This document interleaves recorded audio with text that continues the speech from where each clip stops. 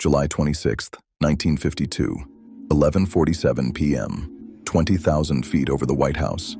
Four glowing objects surrounded my F-94 Starfire at speeds no aircraft on Earth could match. I was flying at maximum power, 540 miles per hour, and they circled me like I was standing still. When I radioed ground control and asked what I should do, there was only silence. 15 seconds of dead air, because nobody knew. Nobody had an answer. My name is William Patterson, First Lieutenant, 142nd Fighter Interceptor Squadron, United States Air Force. I had 1,200 flight hours.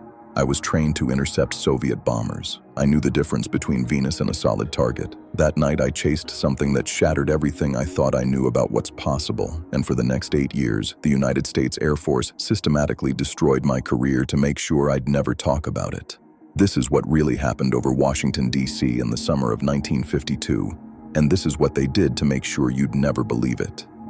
Newcastle Air Force Base, Delaware, July 1952. The heat that summer was brutal, the kind that turned the flight line into a shimmering lake of mirage and made every breath feel like you were drowning in warm soup. I spent most of my duty hours in the ready room or near my aircraft, keeping the F-94 warm, ready to scramble at a moment's notice. This was the height of the Cold War. Korea was bleeding. The Soviets had the bomb. Every pilot in Air Defense Command lived with one reality.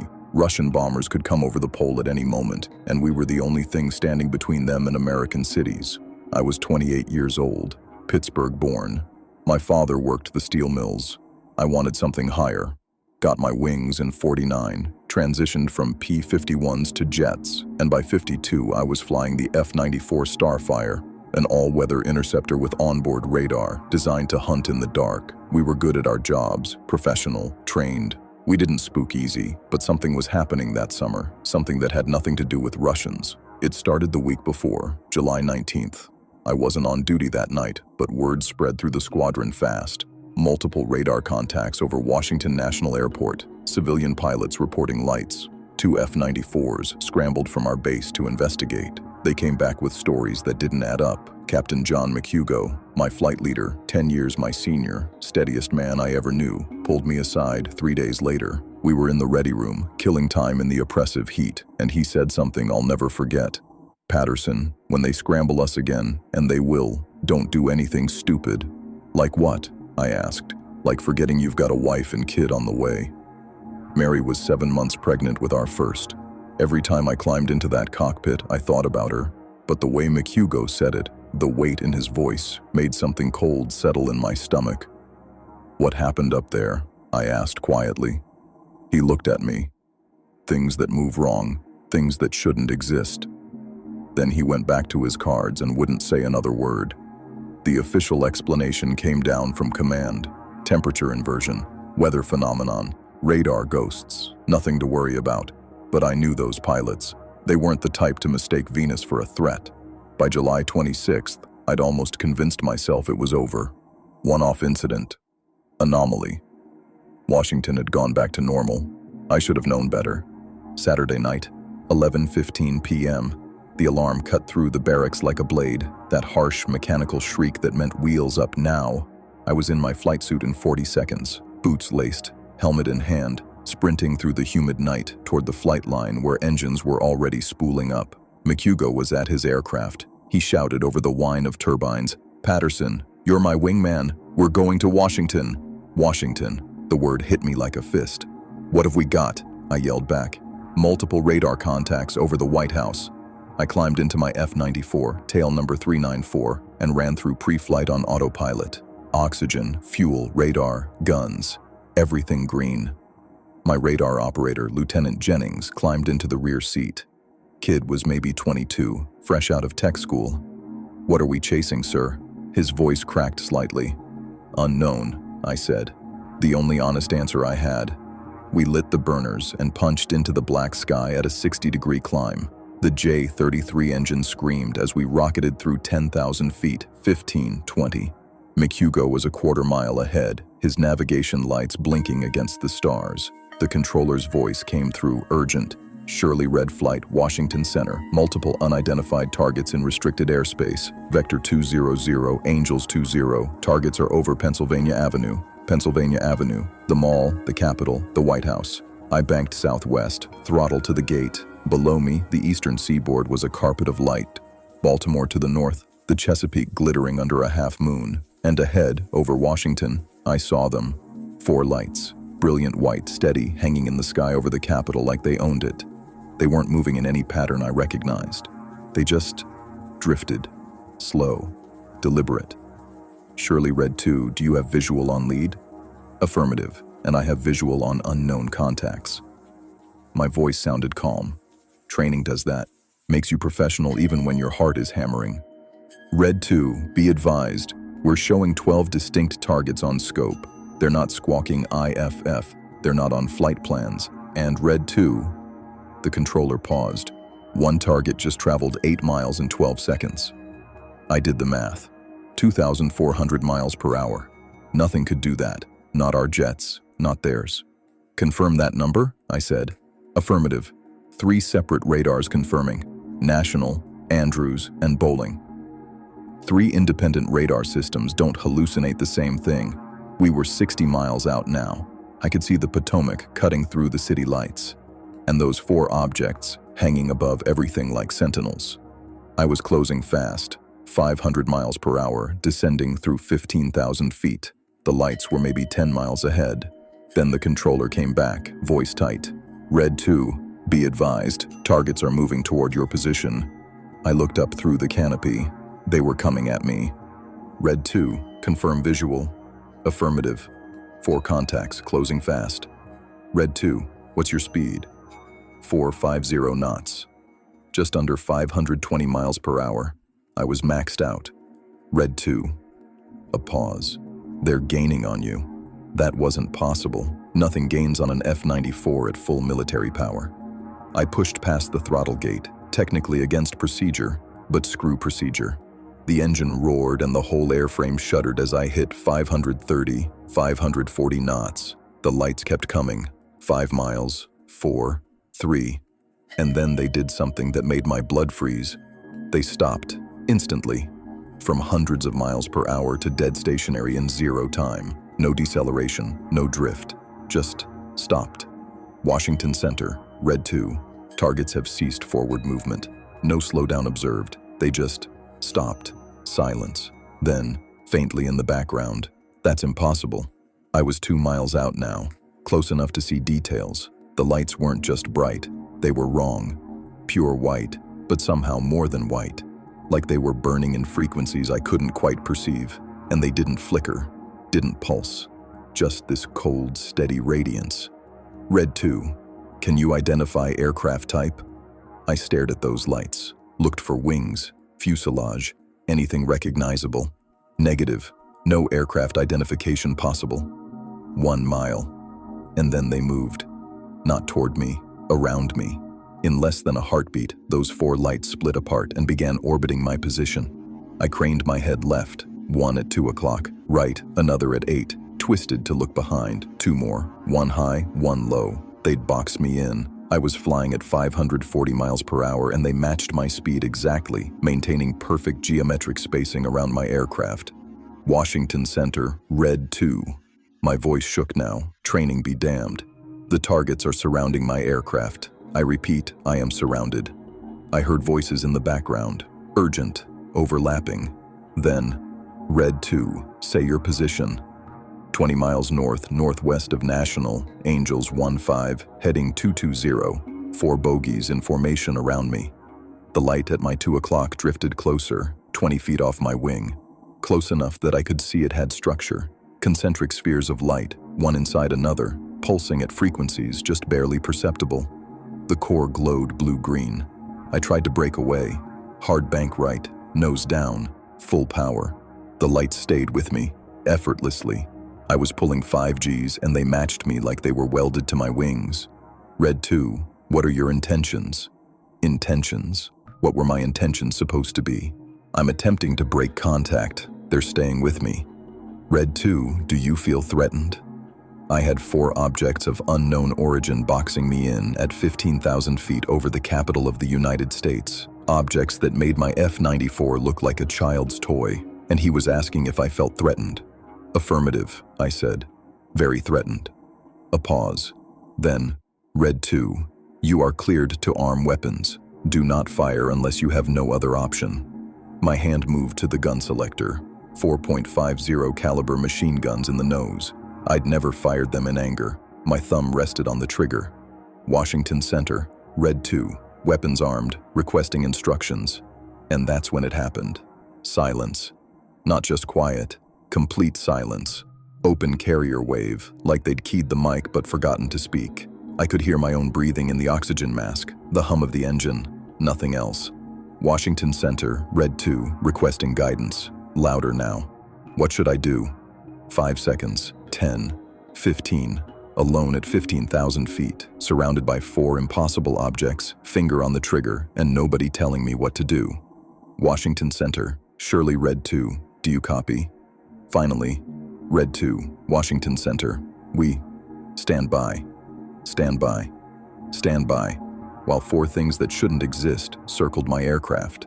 The light at 8 o'clock drifted closer, 15 feet off my left wing. I could see my own canopy reflected in its surface, and it had a surface, something curved and smooth that caught light like oil on water. Heat came through the canopy glass, not burning, just warmth, like sunlight. At night, at 15,000 feet. Jennings's voice crackled. Sir, radar contact confirmed. 4 targets, range, Jesus, they're right on top of us. I know, I whispered. My instrument started going haywire. Altimeter needle twitching, compass spinning. I felt a vibration through the airframe, a deep subsonic hum that resonated in my chest like a bass note you feel more than hear. Washington Center, Red 2, instruments failing, electromagnetic interference, compass unreliable. Copy Red 2, can you maintain altitude visually? Affirmative. I looked down at the city lights, using them to judge my height. But I need instructions. More silence, then a different voice, older, authority. Lieutenant Patterson, this is Major Fournette, Air Force Intelligence. Describe exactly what you're seeing. Thank God, an officer who could make decisions. Sir, 4 spherical objects in close formation around my aircraft. White light with blue-green cores, maintaining precise distance, matching all my maneuvers. No visible propulsion, no sound, emitting heat and EM radiation that's affecting my instruments. Estimate size. I looked at the nearest one. 20 to 30 feet diameter, sir. Any hostile intent? How do you measure hostile intent when something surrounds you without permission? They haven't fired, sir. But they're reacting to my movements. When I turn, they turn. It's like they're studying me. Muffled conference. Then, Lieutenant, we need you to close with one of the objects. Get as close as you can. We need data. Every instinct screamed no. But I had orders. Copy, attempting to close. I picked the light at 2 o'clock and turned toward it. Gently, slowly, it held position. I crept closer, 400 feet, 300, 200, and then it opened. The outer layers of light peeled back like petals, revealing an interior of geometric patterns that folded in on themselves. Surfaces that reflected light that wasn't there. At the center, something almost mechanical. Rotating components, intricate, precise. I stared, mesmerized, and didn't notice the other 3 closing in until Red 2, break contact, now. I yanked the stick left and dove. Full burners. G-forces crushed me into the seat as I dropped, rolling, jinking. The lights followed every move. When I rolled, they rolled. When I climbed, they climbed. No lag, no physics. They were just wherever they needed to be. Red 2, fuel state. I glanced at the gauge. 20 minutes. Request permission to RTB. Cleared to return to base. I turned northeast toward Newcastle. The lights broke off. All 4. They didn't fly away. They just ceased to exist. 1 second there, next second gone. Radar empty, sky clear, like they'd never been there at all. I was shaking when I landed. Hands trembling so badly I could barely control the stick. When the wheels touched down and I killed the engines, I sat in the cockpit for a full minute, staring at nothing. Ground crew swarmed my bird. I climbed out on legs like water. Lieutenant, you okay? My crew chief stared at me. You look like hell. Maybe I'd seen it. They took me straight to debriefing. No shower, no coffee. From the flight line to a windowless room where 3 men in civilian clothes waited. No names. No introductions. Just, "Sit down, Lieutenant. Tell us everything." I did. Every detail. The lights, the maneuvers, the heat, the electromagnetic interference, the way one opened up to show that impossible geometry inside. They took notes, asked questions, made me repeat things. Their faces showed nothing. No surprise, no disbelief. Just professional interest. When I finished, the oldest one, silver hair, ice chip eyes, leaned back and said, "Lieutenant Patterson, what you experienced was a radar malfunction combined with atmospheric phenomena. Temperature inversion created false returns on multiple scopes. Your visual sightings were stars or planets distorted by the same conditions." I stared at him. "Sir, with respect, I know the difference between Venus and a solid object 20 feet from my wing." "Do you, Lieutenant?" The way he said it, like I was unreliable, like I couldn't trust my own eyes. "I know what I saw. What you saw was optical illusion compounded by stress. Pilots under pressure often report anomalous sightings. It's documented." 3 radars tracked them, I said. National, Andrews, Bowling. All experiencing the same atmospheric conditions. Temperature inversions produce false radar returns. We've seen this before. He was lying. I could see it in how he wouldn't meet my eyes. "Sir, if this was weather, why am I here with civilians at midnight?" Silence. Then, "Lieutenant, you're going to write a report. Describe what you saw. Then sign a document stating you understand the classified nature of air defense operations and the penalties for discussing sensitive information." Classified? I thought this was weather. The silver-haired man smiled. It didn't reach his eyes. "The capabilities of our radar systems are classified, as are training procedures for intercept operations over critical infrastructure. You understand?" I understood perfectly. They were going to bury this. "And if I talk," I asked, "you'd be violating security regulations. Your career would be over, your pension gone, and depending on what you said and to whom, you could face criminal charges. Article 92, UCMJ, failure to obey lawful order. That's 5 years in Leavenworth." The threat was clear. I signed their papers, wrote their report, used every euphemism they suggested. Unidentified aerial phenomena, anomalous radar returns, atmospheric effects. I initialed every page, binding myself to silence with my own signature.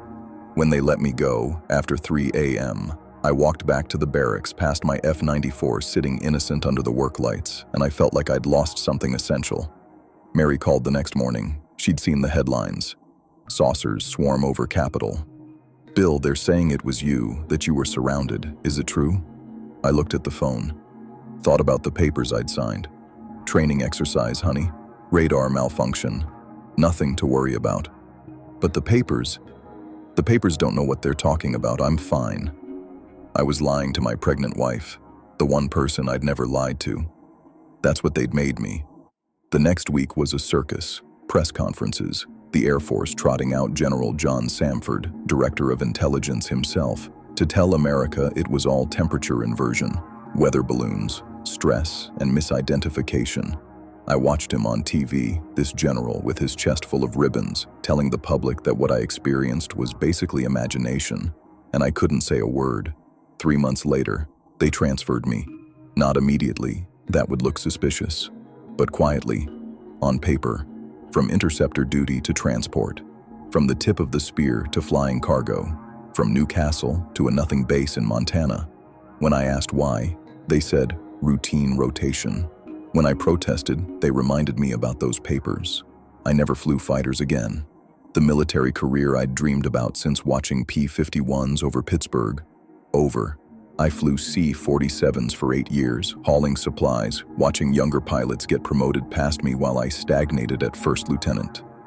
Every review came back the same. Adequate performance, no advancement recommended.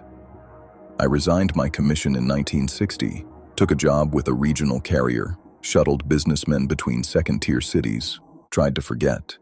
But you can't forget something like that.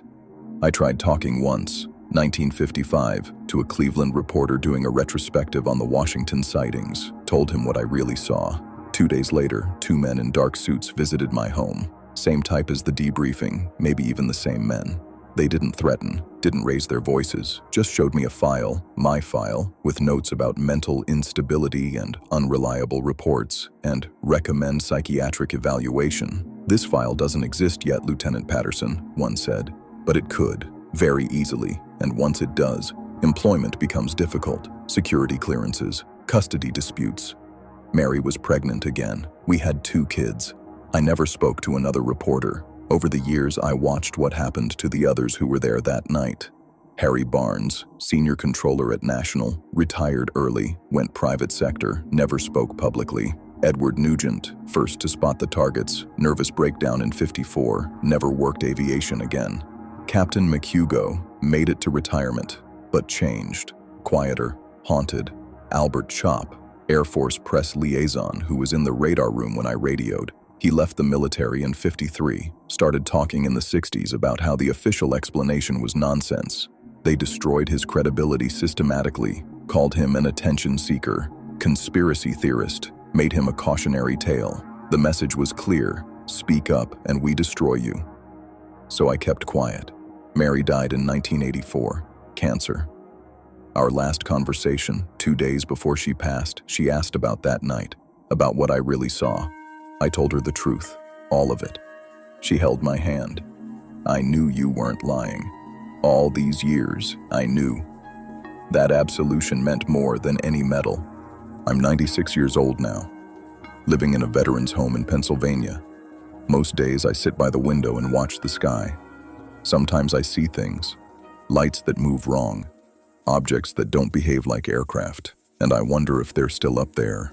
The official file on the 1952 Washington sightings was declassified in the '80s. Air Force conclusion, temperature inversion, case closed. But hundreds of witnesses, pilots, controllers, civilians, saw something that defied explanation. We were all called liars. The younger generation talks about UAPs now. Unidentified aerial phenomena, Navy pilots going on record, Pentagon officials testifying to Congress, videos released through official channels. They act like it's new, but we knew in 1952. We knew, and they silenced us. They didn't kill us, not physically, but they killed our careers, our reputations, our credibility, made us choose between truth and everything we'd worked for. Most of us chose silence because we had families, lives to live. That's how you cover something up. Not with bullets and midnight disappearances, but with paperwork and transfers and the slow grinding pressure of institutional denial. I never flew a fighter again after July 26, 1952. They took that from me, but they couldn't take what I saw. For 70 years I've carried that knowledge, carried the weight of being told the evidence of my own eyes was unreliable, that my training meant nothing compared to the official narrative. But I'm old now, too old for threats. My career's over. Pension secure, Mary's gone, kids are grown, there's nothing left to take. So I'm telling you, on July 26, 1952, at 15,000 feet over Washington, D.C., I encountered something not of this earth, something intelligent, something with technology so far beyond our capabilities, we might as well have been cavemen looking at a jumbo jet. And when I asked my commanders what to do, when I was surrounded and requesting guidance, they had no answer, because they didn't know. Because we were outclassed, outmatched, irrelevant. That silence, those 15 seconds of dead air while officers and generals tried to figure out what to tell a fighter pilot surrounded by the impossible, that told me everything. We weren't in control, we never had been, and the people in charge knew it. They've been lying ever since. The documents are out there. Project Blue Book files, radar logs, witness statements, everything classified and buried with official explanations. But the truth is, in the details they couldn't hide, correlations between independent radar systems, statements from trained observers, patterns that continue to this day. They're still up there, still watching. And when first contact comes, if it hasn't already, remember people like me tried to warn you 70 years ago. We tried to tell you, and they made sure nobody would believe us. My name is William Patterson, First Lieutenant, United States Air Force. On July 26, 1952, I chased lights over the White House that violated every law of physics we understand. I know what I saw. Whether you believe me, that's up to you. But they're up there, right now, while you're watching this, while you're sleeping, while you're living your ordinary lives thinking the sky is safe and empty and explained. They're up there, and someday, maybe soon, everyone will know what I learned that summer night over Washington. Some truths are too big to hide forever. Even if they silence every witness, even if they bury every file, the truth has a way of coming back.